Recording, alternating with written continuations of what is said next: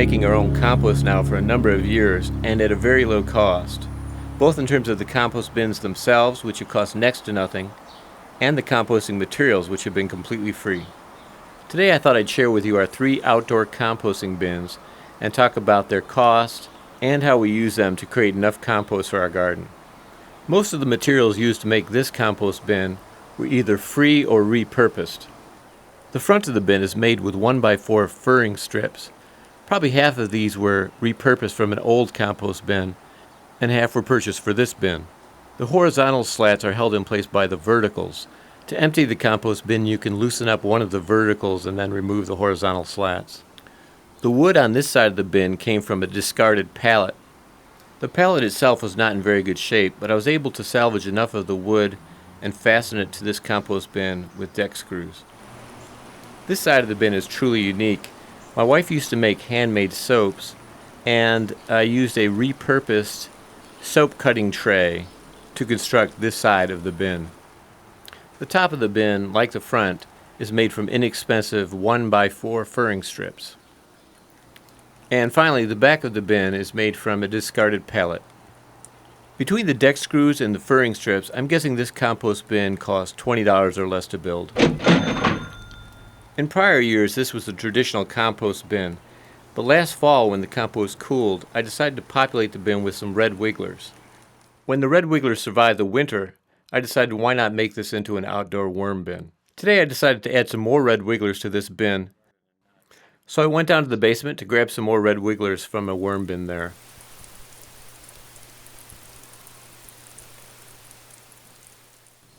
Worms aren't going to like a hot compost pile, so I made sure to check the temperature. It's currently 80 degrees Fahrenheit, which is perfect for the worms.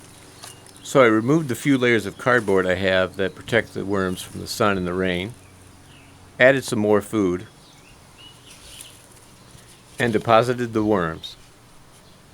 All summer long I'll continue to add food scraps, yard waste, coffee grounds, and shredded paper to the bin to feed the worms. And hopefully by spring we'll have worm castings to add to the garden. Our second compost bin is a repurposed garbage bin that is provided at no cost by the city. Last fall I filled it full of autumn leaves and used those leaves this spring as mulch, but currently it's empty. In order to produce enough compost for our garden, we can't rely solely on material that's produced on site. So we collect yard waste from our neighbors and we rely on other free resources in the community.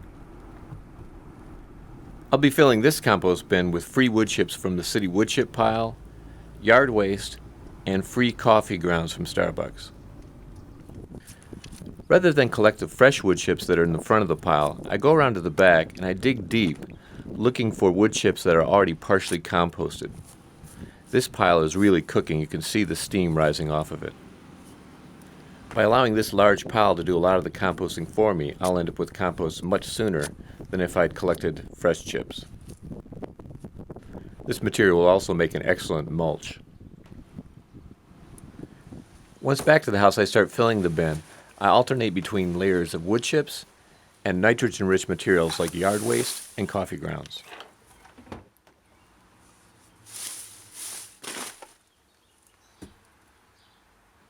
I try to put roughly equal amounts of nitrogen-rich materials in the wood chips.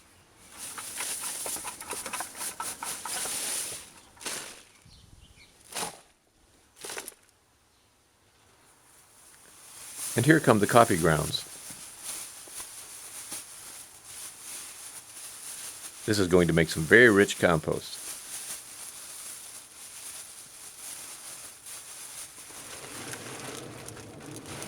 I top off the pile with some more wood chips, and I add some water to the pile. Overall, you want the pile to have the moisture of a wrung-out sponge. Given the design of the bin, it's difficult to turn the pile. So if it fails to heat up, what I'll do is I'll poke some holes into it with some rebar, which will allow oxygen into the pile and hopefully heat it up. Now that that bin is full, let's take a look at the third of my outdoor compost bins. This one isn't very pretty, but it gets the job done. It's made from branches from a tree, and it's screwed together with deck screws. I would guess that the total cost for this bin would be at most about $2.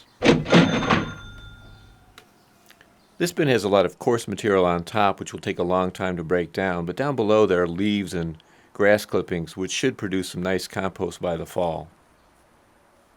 At that time, I'll simply dig the finished compost out of the bottom of the bin, where there's plenty of access, and any material that remains uncomposted I'll simply pile on top. Well, that in a nutshell is how I create all of my own compost and do it at a low cost. By keeping the cost of my compost bins down and relying on free resources, not only on site but in the community, I'm able to generate a whole lot of compost at a very low cost. Thank you very much for watching, and until next time, remember, you can change the world 1 yard at a time.